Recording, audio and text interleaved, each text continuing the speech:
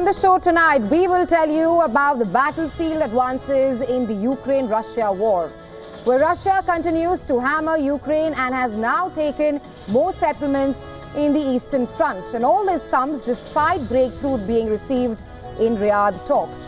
We'll tell you more about that on the show tonight. We'll also tell you how the United States of America seems to be transforming the remote island of Diego Garcia in the Indian Ocean into a fortified hub for global military operations. And this comes at a time as US continues to strike Houthi targets in Yemen. On the show tonight, we ask, will Diego Garcia be a part of a larger US strategy? Or will the buildup serve as a deterrent? We will also tell you the global repercussions of the group chat blunder in the US regarding attacks on the Houthis, with US allies now being skeptical about sharing intelligence with the US. And finally, we will tell you about the man who revived Russia, Vladimir Putin, as he completes 25 years in power. All that and a lot more lined up for you on Gravitas tonight. Let's get you started.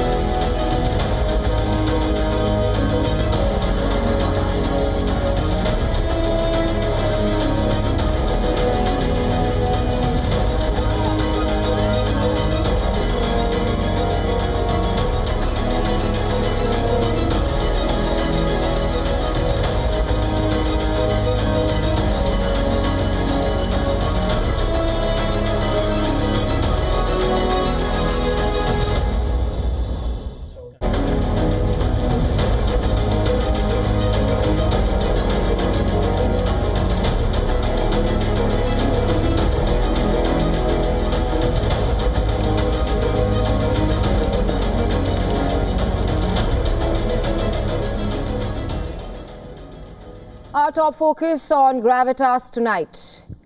Russia continues to hammer Ukraine again. It is advancing on the Eastern Front. Well, despite the breakthrough achieved in Riyadh talks and a fragile agreement to spare energy sites, Russia's relentless war machine continues its assault, claiming fresh territorial gains. On Tuesday, the Russian Ministry of Defense announced that its troops had taken control of more settlements in Ukraine, one in Donetsk region and one in the Zaporizhzhia region. That's not all. Intense fighting was also reported in Sumy, Kharkiv, Donetsk, Kherson and Zaporizhzhia, essentially all across Ukraine's eastern front. Russian troops also claimed to have attacked Ukrainian targets, including military airport infrastructures, drone control stations and ammunition depots. Meanwhile, Ukrainian military reported a total of 105 battles along the front lines. They said that the Russian army launched 43 attacks in Pokrovsk, of which the Ukrainian army claims to have repelled 39. They also confirmed Russian reports of shelling across several settlements in Sumy and Kharkiv.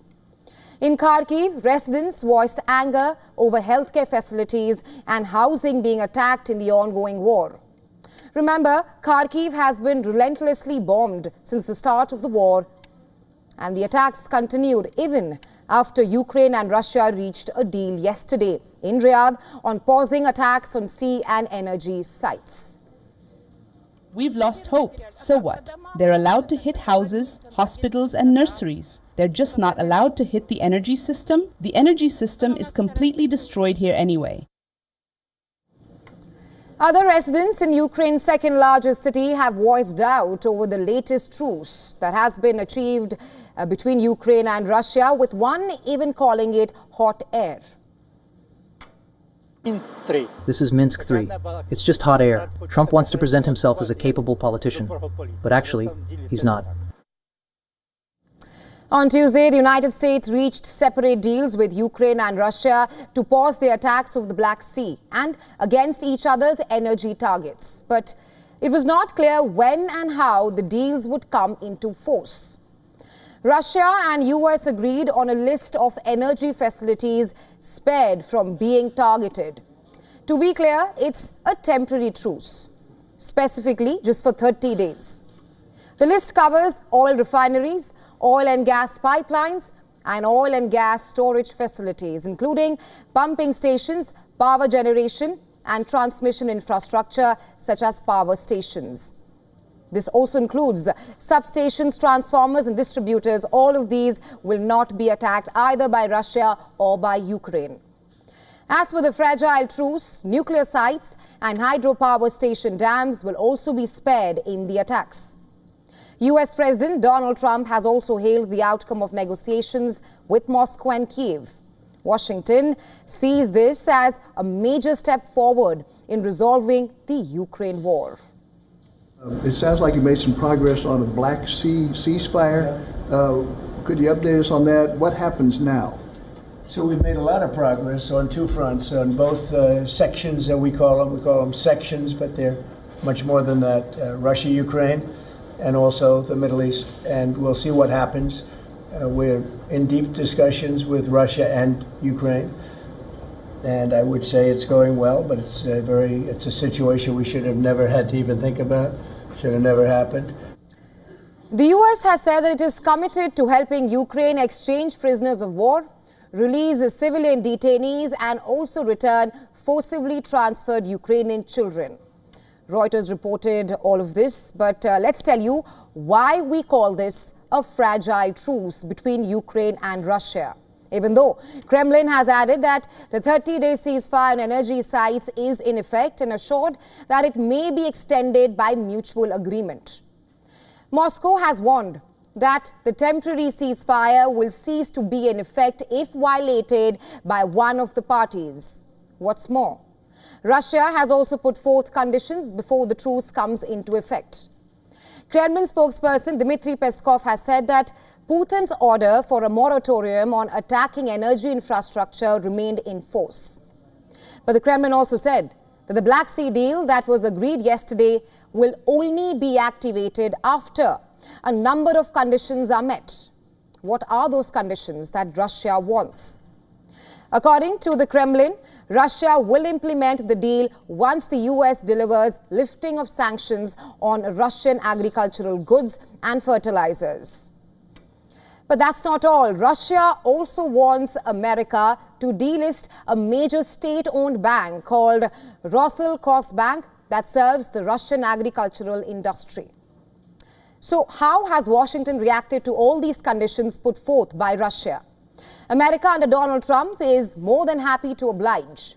In fact, in the statement it issued last night, the White House said that US will help restore Russia's access to the world market for agricultural and fertilizer exports, and also lower maritime insurance costs and enhance access to ports and payment systems for such transactions.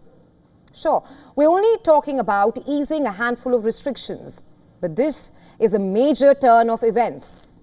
Because for the first time in over 3 years, the US will lift sanctions on Moscow instead of imposing them on Russia. And clearly, Ukraine is not happy about it. Ukrainian President Vladimir Zelensky has welcomed the deal that aims to halt hostilities in the Black Sea, but he is concerned, especially over Trump's envoy Steve Witkoff's comments. In an interview to Tucker Carlson recently, Witkoff, who is President Trump's special envoy and the lead negotiator tasked with ending the war in Ukraine, made comments seemingly in lines with Russia's stand. Witkoff seemed to accept Russia's annexation of Ukrainian territories. But on Tuesday, Zelensky did not mince words and warned no one can legitimize these referendums because they were held at gunpoint. He said, adding that no one recognized these territories as Russian. If that was not enough, after the overnight attacks, Zelensky also accused Moscow of not moving towards real peace. In a post on Telegram, Zelensky said that the attacks, despite negotiations, and I'm quoting here, a clear signal to the whole world that Moscow is not going to pursue real peace. The Ukrainian president also called for more pressure to be put on Russia, including further American sanctions. Ukraine says it is ready to join a limited energy ceasefire if it is properly documented. It's not looking good for Ukraine, and it hasn't been for a very long time. And with relentless fighting on the ground, Ukraine has reasons to worry.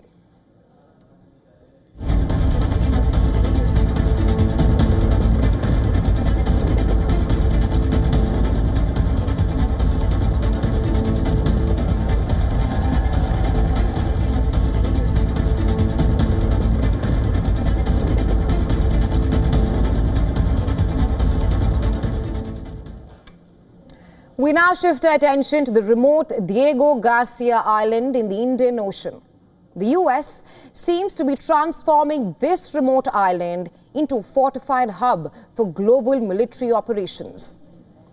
According to a report by Defense News and Analysis website The War Zone, a squadron of B-2 Spirit stealth bombers are headed to this island, leading to speculation of imminent military action against Iran-backed Houthis in Yemen. And this move comes just a week after US President Donald Trump put a post on his Truth Social account stating that any attack by the Houthis would be treated as an act of war by Iran, promising severe repercussions against the Houthis. Well, according to the War Zone report, satellite images show an unprecedented military buildup on Diego Garcia over the past few days. The island has seen the arrival of at least 3 C-17 cargo planes and 10 aerial tankers. The report further states that the deployment of all of this on the Diego Garcia Island indicate preparations for a major operation by the US. And the timing of the buildup is more important. The US has intensified campaign against the Houthis, bombing Yemen for an 11th consecutive day. Furthermore, the US has renewed threats directed at Tehran over its nuclear ambitions. Now, deploying such a large number of B-2 bombers to one location is rare and appears almost certainly strategic. The massing of these advanced aircraft at Diego Garcia perhaps underscores a serious warning to Iran and its proxies. And that's not all. On Tuesday, air traffic control audio captured communications from 2 B-2 bombers flying over Australia. The pilots confirmed the deployment of a third bomber, pointing to a coordinated operation. And the deployment is not just limited to bombers. F-35A Joint strike fighters have also been reportedly dispatched to the region. Well, the sheer scale of these movements strongly suggests that this is no routine exercise. Instead, it points to a broader military strategy. Now, Diego Garcia has long been a critical asset in the Pentagon's global strategy. This island played a major role in the 2001 strikes in Afghanistan and the 2003 US invasion of Iraq. Let's tell you more about the island's location. It offers a major advantage. It is considered beyond the range of Iranian and Houthi missiles. But that may not be certain. According to a report by Iranian state-owned news media organization Press TV, Diego Garcia could be amongst a list of US bases in Tehran's radar. And that is for retaliatory strikes if the US or Israel launch attacks on Iran. The report claims that Iran's Khorramshahr missile and Shahid drones, both of them, they have a range of 4,000 kilometers, possess the capability to strike Diego Garcia. So, Diego Garcia could very well be in Tehran's range and may not be as formidable. Now, this latest build-up by the US at Diego Garcia also coincides with other military movements in the region. The Pentagon has extended the deployment of the USS Harry S. Truman Carrier Strike Group in West Asia and also directed the USS Carl Vinson Battle Group to join it as well. On all this, as tensions escalate, Diego Garcia appears poised to be a part of a larger strategy. The question being whether this build-up leads to immediate action or serve as a deterrent. That remains to be seen. We now shift our focus to Iran. The country has just unveiled its underground missile city, a massive weapons facility that has been designed to intimidate its enemies. And with tensions with America running high, Tehran is making it clear it's ready to strike back. Take a look at these visuals on your screens. They have been released by Iranian state media itself. In the video, two Iranian military leaders are seen riding through a long tunnel packed with weapons. The video shows of some of Iran's most advanced missiles and rockets. To name some: Khyber-Shekhins, Ghadir-HS, Sejals, and Haj Qasims. Not just this, it also shows off Pavel land attack cruise missiles. Iran has used several of these weapons in attack against Israel last year. And if you're wondering who are these two men in the video, well, they are Major General Mohammad Hossein Bagheri, the Chief of Staff of Iran's armed forces.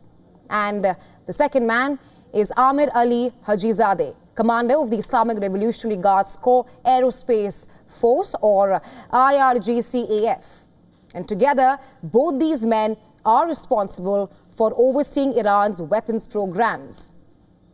Now, by releasing this video, Iran is touting its most advanced missiles and rockets. However, those who studied the video closely say that it not only showcases Iran's military strength, but also reveals a glaring vulnerability. What's that? Well, according to some experts, the munitions stored in the tunnels lack protective measures like blast doors or separate revetments. And not having them is like keeping all these missiles, all these bombers exposed. According to experts cited by Defense News website The War Zone, this oversight could have devastating consequences in the event of an attack, that is. The absence of these protective measures could lead to a massive chain reaction of secondary explosions.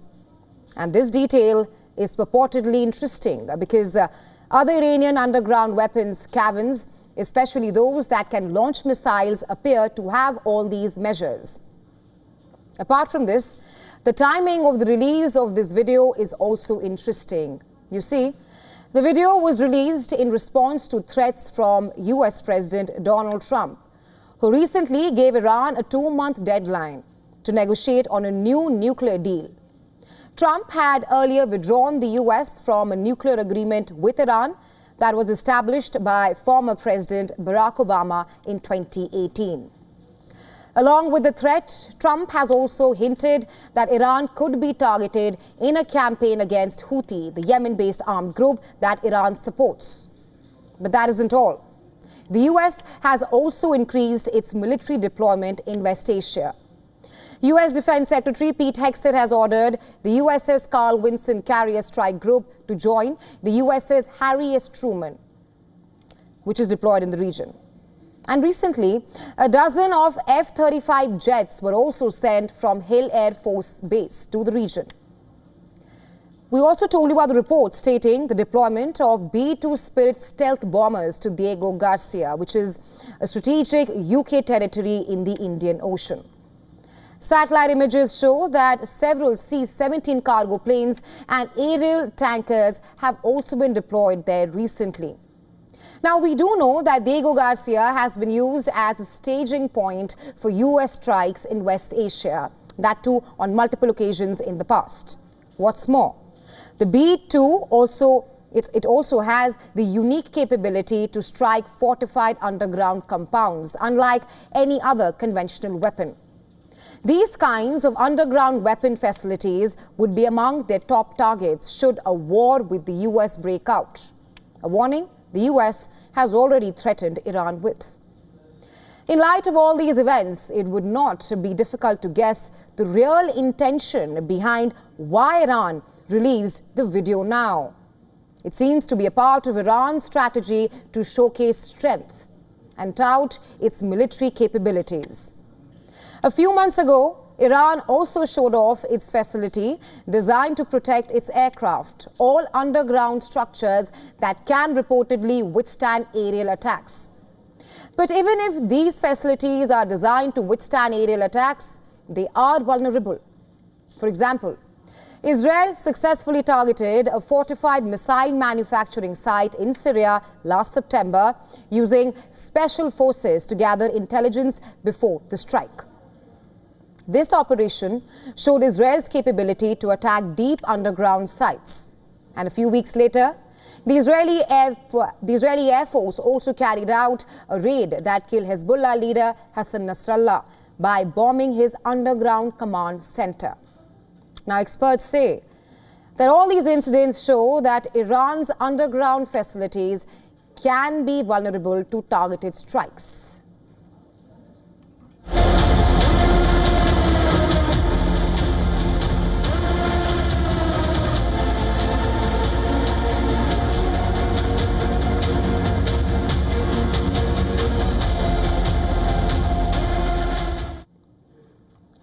And continuing with West Asia, the Houthis have claimed that the forces conducted joint military operations targeting U.S. warships stationed in the Red Sea, as well as key military installations in Tel Aviv. Yahya Sari, the group's military spokesperson, said that the Houthis' missile forces, drones and naval units collaborated in this attack targeting U.S. warships in the Red Sea. During the past hours, the missile forces, the drone air force and the naval forces carried out a joint military operation targeting hostile warships in the Red Sea, primarily the American aircraft carrier Truman, which serves as a launching base for aggression against our country. While in a separate offensive, Houthi drone air force targeted Israeli military installations in Tel Aviv as well. In solidarity with the oppressed Palestinian people in Gaza and in continuation of our support for them, the drone air force targeted Israeli military objectives in Tel Aviv area earlier using several drones.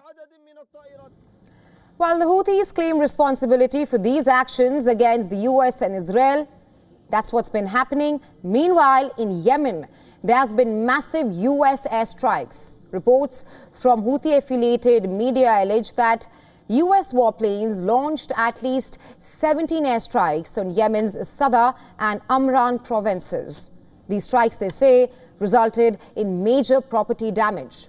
Specific targets reportedly included eastern Sadr, the Al Salim district, and areas in the Sufyan district of Amran province. US fighter jets also carried out 5 additional strikes on the Sahar district west of Sadr late Tuesday night. On March 15th, Washington announced that it would launch a military offensive against the Houthis, citing the attacks on vessels in major shipping lanes. And since then, the US has launched attacks in Yemen on a daily basis. It has now entered its 11th consecutive day.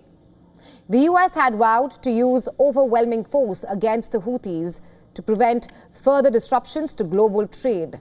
And that's through the Red Sea and the Gulf of Aden, where the Houthis have been attacking and disrupting shipping lanes. And this has now forced US and Israeli flagged vessels to avoid the Suez Canal and opt for longer, costlier routes around Africa. And in the latest, National Security Advisor of the United States, Mike Waltz, has said that European navies do not have the capability to defend against these types of sophisticated anti-ship cruise missiles, drones that the Houthis are using, adding that it will have to be the US that reopens these shipping lanes. Amid all of this, the Houthis appear to be tightening the internal security measures. Well, according to a report by Saudi outlet Al Hadath, Houthi leaders have banned the use of mobile phones for communication among themselves and among their ranks. The report further states that several high-ranking Houthi commanders have gone off the grid entirely, and all this comes as the airstrikes between the Houthis and US continues. further making these Houthi officials unreachable even to their closest allies. Now, last September, Israel launched Operation Grim Reaper, targeting Hezbollah communication devices in Lebanon and Syria. Well, the operation destroyed thousands of pagers and walkie-talkies simultaneously, resulting in casualties and injuries, which also included civilians. Well, as this crisis evolves, tensions across West Asia continues to escalate.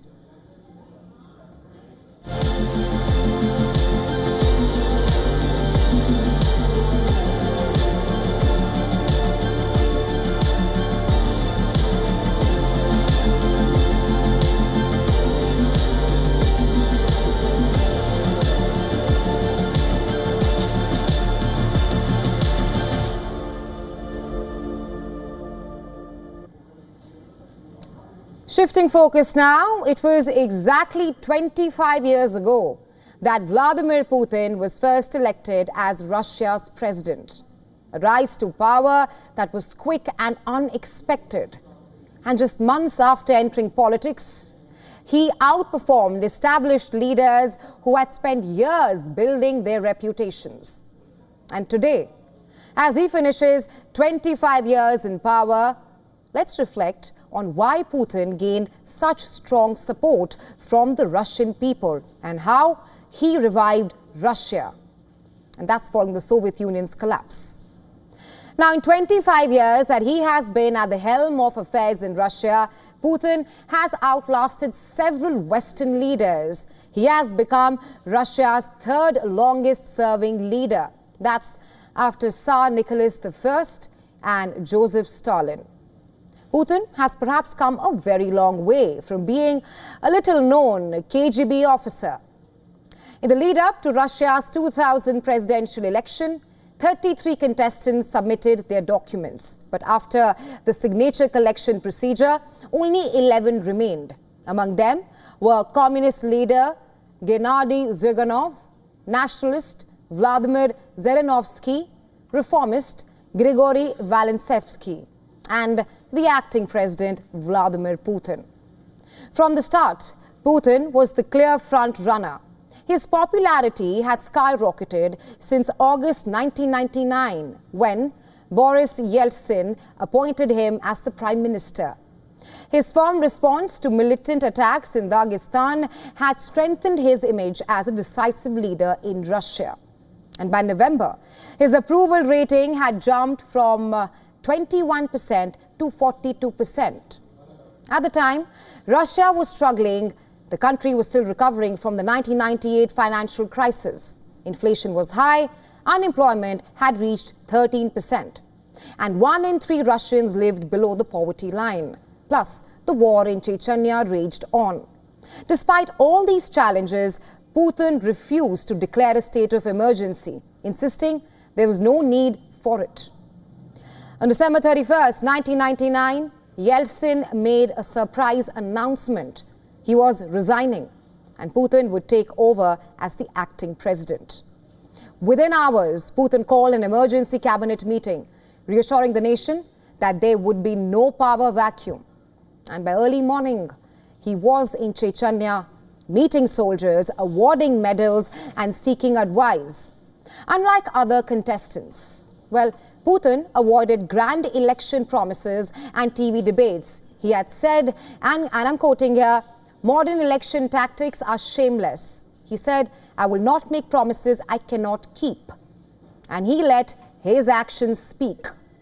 For him, instead, on election night, the results were uncertain. Because at first, a second round seemed possible, but by 2:49 a.m., with over half the votes counted, it was clear Putin had won in the first round with 52.9% of the vote. For Putin, victory was not just political, it was about ensuring stability for Russia. The country was at a turning point, and he was now in charge of its future. During his early years, Putin strengthened state control by cracking down on oligarchs who had gained power under Yeltsin. Independent media outlets were taken over or shut down. Then, In 2004, he won the re-election, but by this time, opposition voices were already being silenced in Russia. As his second term neared its end, the Russian constitution barred him from running for a third term. But instead of stepping aside, Putin orchestrated a political maneuver that would allow him to retain control and power. On May 7, 2008, Dmitry Medvedev, Putin's hand-picked successor, was elected as the president. The very next day, Medvedev appointed Putin as the prime minister, ensuring that real power remained with him. And over the next 25 years, Putin has been accused of systematically dismantling Russia's political institutions, erasing opposition voices, and consolidating absolute control. Here's how he has maintained his power for the last 25 years. Putin eliminated independent power centers. If you're wondering how, by taking direct control of Russia's regions. Governors were no longer elected. They were appointed by the Kremlin. That ensured complete loyalty to him. He also crushed dissent. Every major challenge to his rule was met with repression. Just take a look at the events in Russia when his rule was questioned. First, in 2011, mass demonstrations over election fraud took place in Moscow's Boltiana Square. In 2018, there was backlash against pension reforms. And of course, who could forget the nationwide demonstrations over late Kremlin critic Alexei Navalny's arrest? Then, in 2022, Russian troops entered Ukraine. Demonstrations broke out in Moscow and St. Petersburg. At each turn, Putin responded with arrests, censorship, and violence. Critics were allegedly eliminated before they could even become real threats for Putin in Russia. And well, how has he managed to do that? That's through his shadow cabinet. Putin has surrounded himself with a tight circle of loyalists and business allies who have allegedly benefited from state contracts. Meanwhile, there has also been state propaganda that has made attempts to rewrite history, portraying Russia as a nation under constant Western threat, and further reinforcing Putin's image as the country's only defender against the West. Cut to today.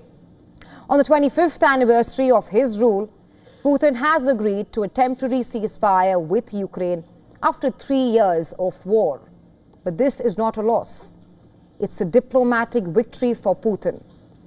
By making the lifting of sanctions a condition for peace, Putin has strengthened his position while keeping control of the conflict.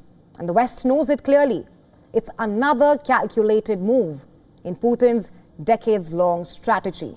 And it's clearly working. Well, let's now tell you what else is lined up for you on Gravitas tonight.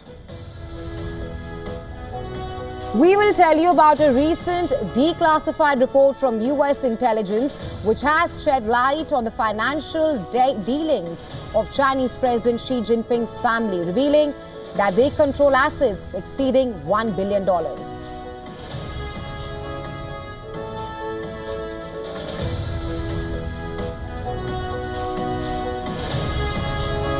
We will also tell you about Trump's gold card scheme, which seems to have become a hit, with US officials claiming that at least 1,000 gold cards were sold in a single day.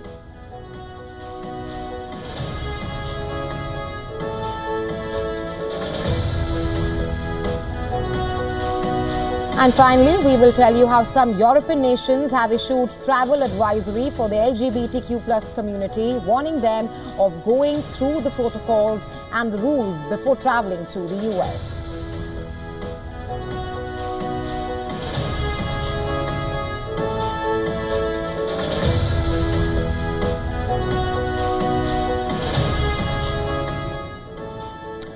Now, while pollution is a national debate that goes beyond politics and deeply affects people's health, the government's execution in tackling this crisis is now under the radar.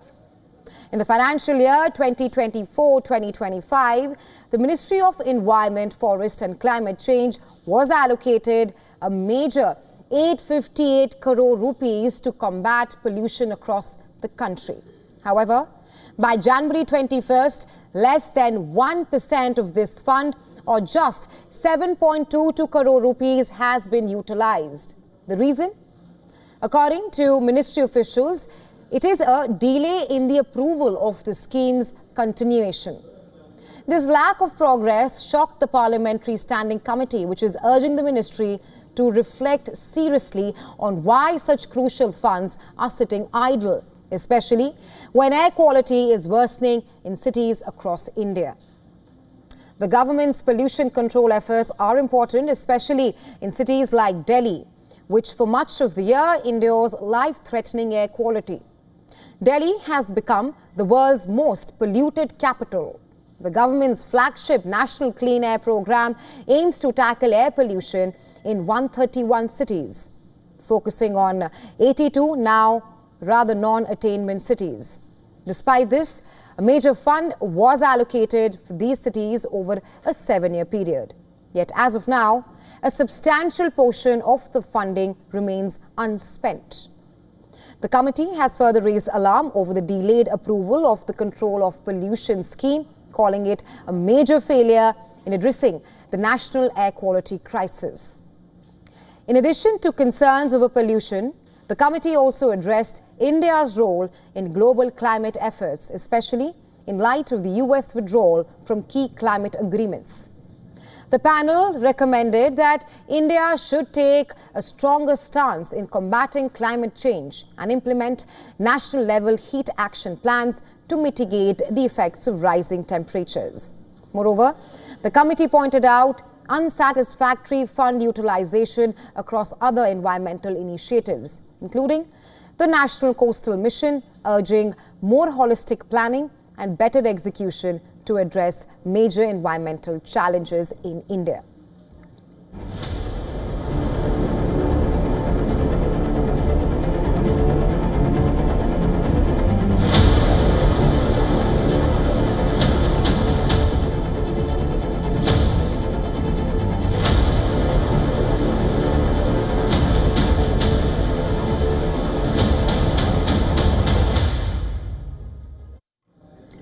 All right, moving on. A recently declassified report from US intelligence has shed light on the financial dealings of Chinese President Xi Jinping's family, revealing that Xi Jinping's family control assets exceeding $1 billion. This report, mandated by the 2023 US National Defense Authorization Act, highlights what it describes, and I'm quoting here, endemic corruption within the Chinese Communist Party. The investigation traces back to 2012. That's the year Xi Jinping initiated an anti-corruption campaign. The report, titled Wealth and Corrupt Activities of the Leadership of the Chinese Communist Party, states that over the past 13 years in China, nearly 5 million Chinese government officials have been investigated and convicted of corruption. However, the report concludes that corruption continues to remain widespread and deeply rooted in China, with officials across various levels of government and regions implicated. A different study cited in the report found that anywhere from 8% to 65% of officials supplement their earnings through bribery or graft, depending on their rank and which position they hold in China. Further adding that high-ranking officials benefit the most from corruption, with some doubling their official salaries. And all this despite Xi Jinping's efforts to fight against corruption. The report argues that these efforts are more about enforcing political loyalty and maintaining the CCP's grip on power than genuinely addressing systemic issues. The report also examines Xi's own family. It alleges that Xi's siblings, nieces and nephews have amassed over $1 billion in wealth through real estate and business investments, further misusing their access to privileged information and political connections. While there's evidence suggesting Xi may have pushed his family to divest these holdings when he rose to power. The report finds that as of 2024, major portions of these assets remain under family control. Corruption within China's armed forces is yet another area of concern. The report highlights Xi's efforts to root out dissent and graft in the military, especially within the PLA. Xi, who also chairs the Central Military Commission, reportedly fears that corruption could weaken the PLA's readiness for a potential conflict over Taiwan by 2027. In recent years, high-profile corruption cases have included China's defense minister, his predecessor, and several senior officials in the PLA rocket force. This report, the first of its kind to address corruption among China's leadership, also points to broader implications for US-China ties. The revelations come at a time of strained ties with tensions over trade, Taiwan, and territorial disputes in the South China Sea. While US President Donald Trump has suggested plans for a direct meeting with Xi, no date has been finalized yet. The 2016 Panama Papers leak exposed how CCP officials used offshore accounts to hide major wealth. Together, these findings in China paint a picture of a regime grappling with internal contradictions as it seeks to maintain its hold on global power. Well, after US President Donald Trump announced a policy that recognizes only two genders, that's male or female, further erasing recognition of transgender and non-binary identities in US, the European nations are extremely worried. There is unease about Washington's policies towards sexual minorities. And now, multiple European countries have issued warnings, and that is to LGBTQ plus travelers planning to visit the US. Starting with the Netherlands, which has tightened its travel advisory, the Dutch Foreign Ministry has released a statement warning the LGBTQ plus community that other laws and customs now operate in the US. The advisory further informs travelers that a number of states that introduced local laws which may have negative consequences for LGBTQ plus people, such as access to health care. It's not just the Netherlands, other European countries are following suit as well. This includes Finland, Denmark, the United Kingdom, and Germany. They all are now urging cautionary planning for transgender people when traveling to the US. The Danish Travel Advisory said on its website, and I'm quoting here, when applying for visa to the US, there are only two gender designations to choose from, male or female. Further alerting travelers that if you have the gender designation X in your passport or you have changed your gender, then it is recommended that you contact the US Embassy prior to travel for guidance on how to proceed. Similarly, the Belgian government announced that it is also working on adjusting the travel advice in light of stricter border controls and changing attitudes towards transgender people in the US. Well, the ripple effects of all of these advisories could potentially impact tourism and perhaps diplomatic ties between US and Europe.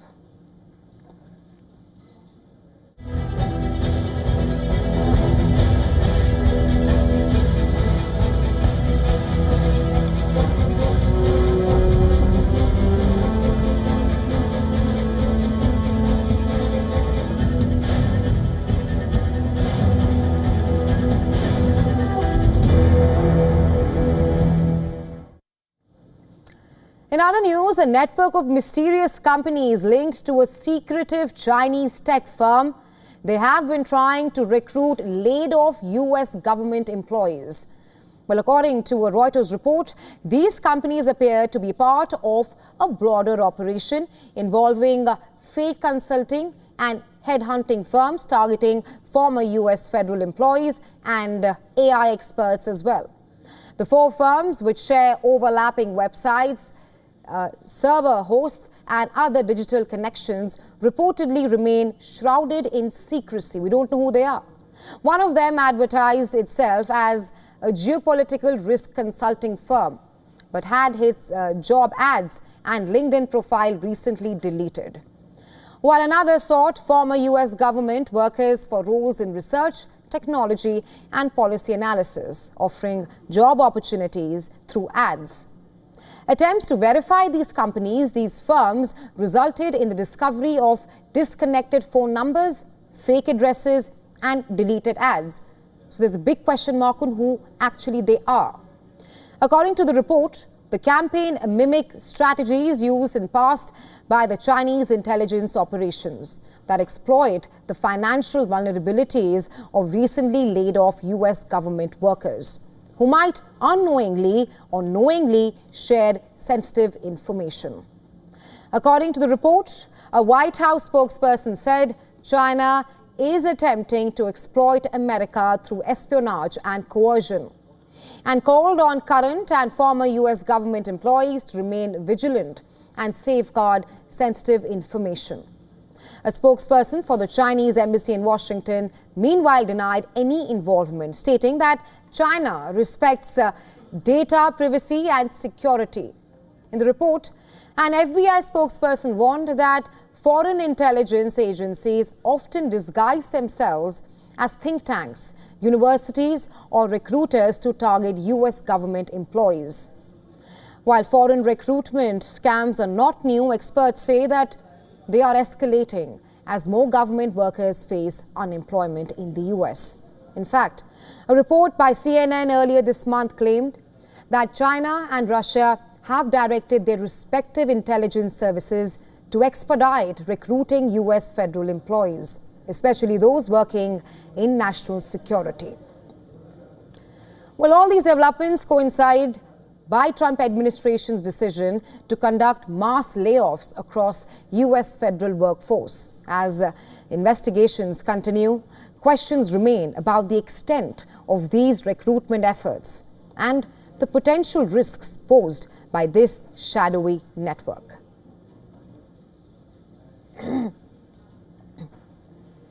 Shifting focus to the US now, a month back we told you about US President Donald Trump's elaborate plans to unveil a gold card or the golden visa scheme that offers permanent residency and optional citizenship of the United States of America for $5 million.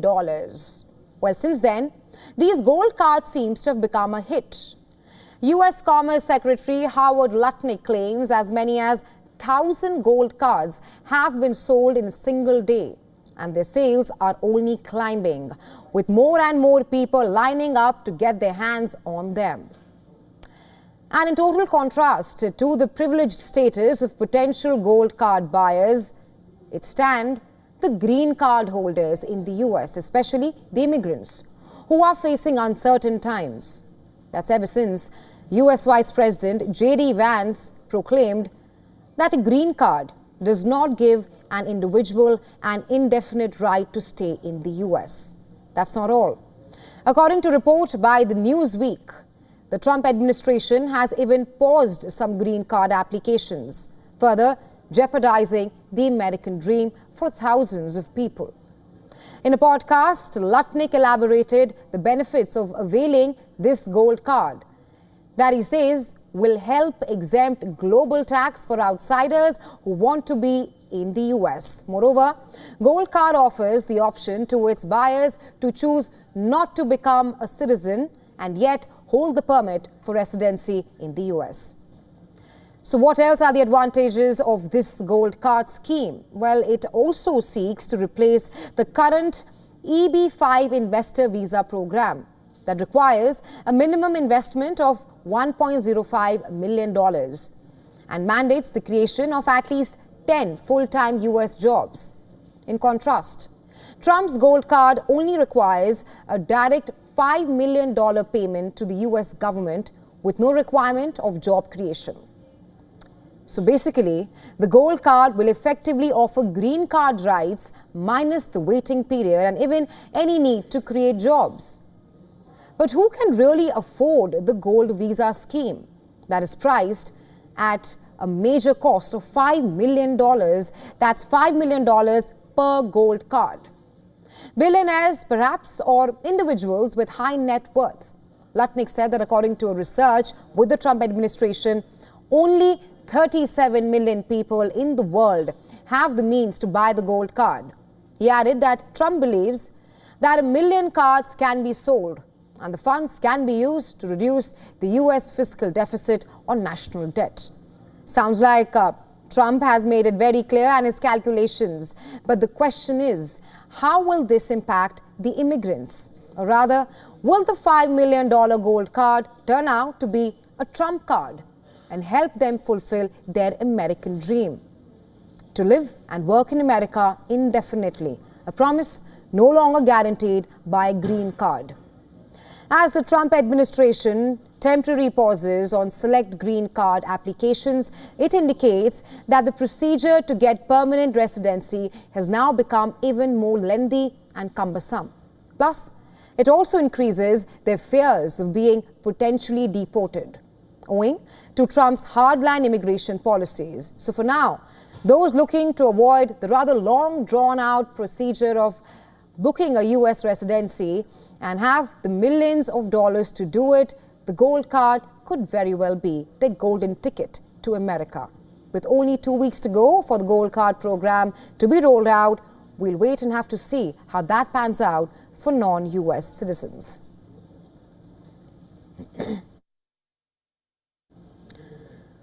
While we are on the US, Indian-American scientist Jay Bhattacharya, a professor of health policy at Stanford University, has been officially appointed director of the National Institute of Health, or NIH, which is the leading health research and funding body in the United States.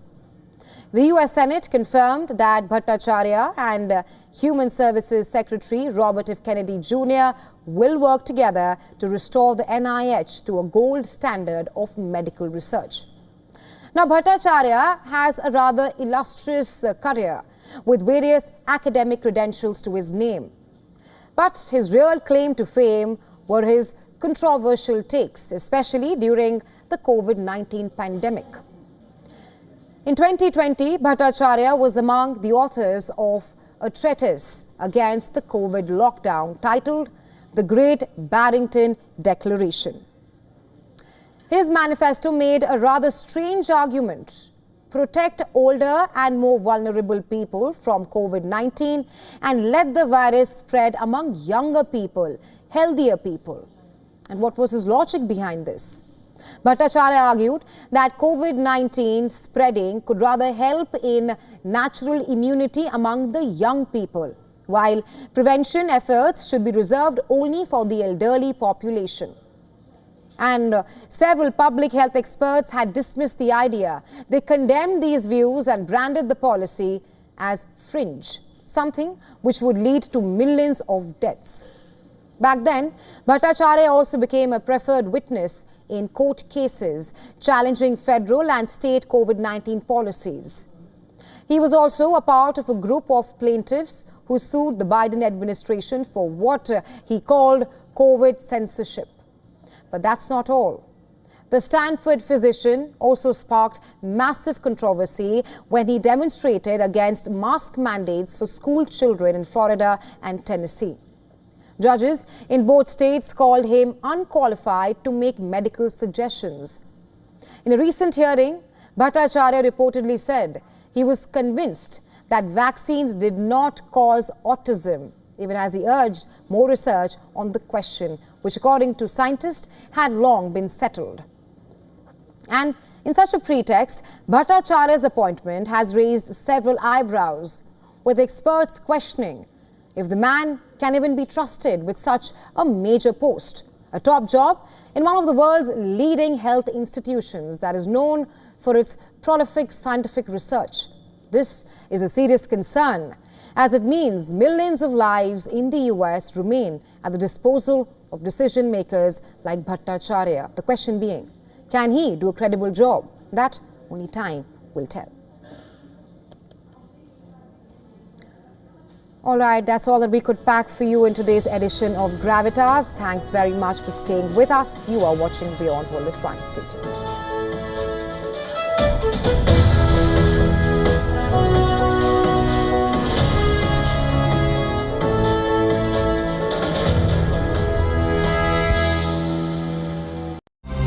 To bring the benefits of the Subhash Chandra Show to your educational institution, teachers and students, send an invitation to Juhi Jha at juhi@such.org.in.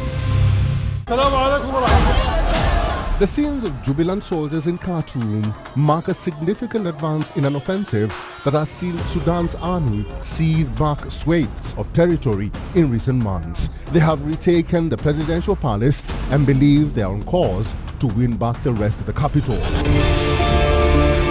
Climate change is melting the huge ice blocks off of Africa's second highest mountain. Mount Kenya is slowly transforming from a landscape of snow and ice to brown rock. And find out why Kirsty Coventry's powerful role in sport as a 10th International Olympic Committee president is both groundbreaking and controversial. Wild of Africa at these times on WION World is One.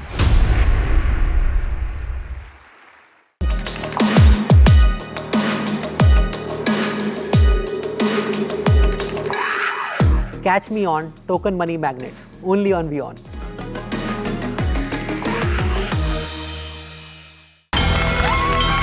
From the bustling trading floors of Wall Street to the vibrant exchanges of Asian stock markets, WION breaks it down for you to make sense of what's happening, as we reveal the key factors behind events, strategic battles, and the game-changing business decisions that shape the world. We bring you all of this and more on World Business Watch. WION, India's global voice, the channel that brings you the biggest stories from across the world through India's lens. Now available in more than 190 countries worldwide, because we believe that the world is one. Watch us in Africa, Europe, USA and Canada, South America, Asia Pacific, Middle East and North African regions. Also available on these digital platforms across the world. WION, World is One. The Earth is sending distress signals. Wildfires, droughts, and melting glaciers. Can we reverse the damage?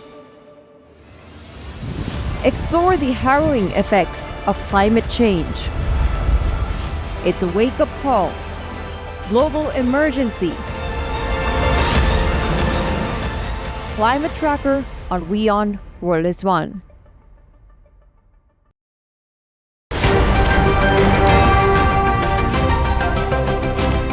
Ready to dive into your daily dose of news?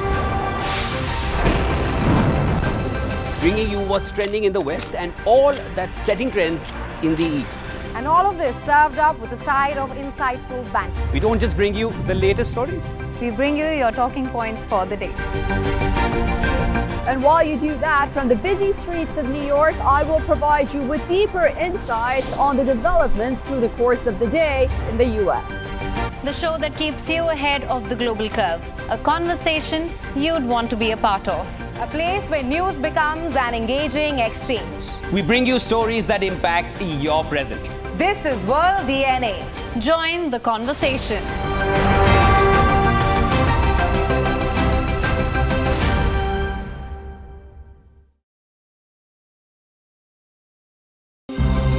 To bring the benefits of the Subhash Chandra Show to your educational institution, teachers and students, send an invitation to Juhi Jha at juhi@such.org.in.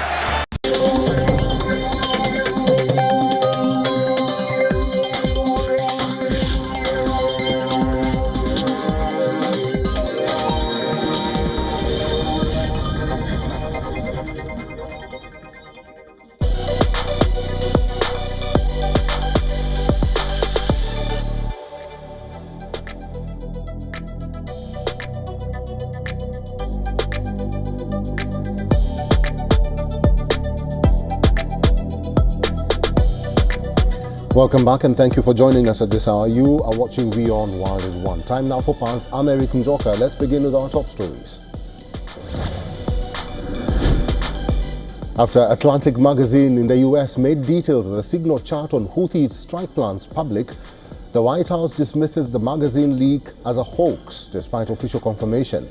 US Vice President J.D. Vance dismisses the story as being oversold.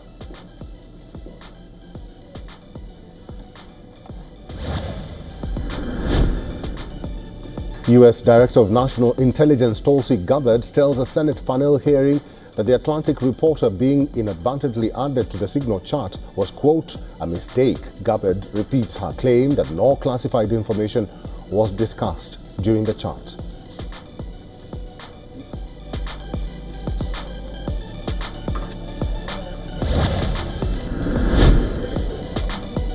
Ahead of an international summit in Paris, senior aide to President Zelensky says Ukraine needs serious contribution from Europe with troops that are ready to fight and not peacekeepers.